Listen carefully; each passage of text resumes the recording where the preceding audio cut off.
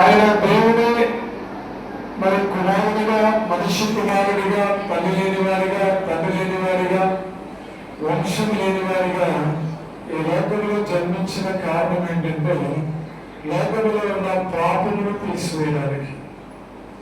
ఎవరు పాపము అని అంటే యోహాను మొదటి పత్రిక 4:3 ఎవరైతే ఆజ్ఞను అతిక్రమిస్తారో వారు పాపము చేయవారవుతారు. దేవుని మాట వినకపోవడము, దేవుని మాట అంగీకరించకపోవడము, దేవుని మాటకు లోబడకపోవడము, దేవుని మాటను హృదయంలో చేర్చుకోకపోవడమే పాపం. పొందిన పని చేయడం పాపం, చేయకున్న పని చేయకపోవడం పాపం, చేయకున్న పని చేయకపోవడం పాపం. కాబట్టి పాపం లోకమంతటా వ్యాపించింది. ఒక మనుషుని ద్వారా సృష్టి ఆరంభంలో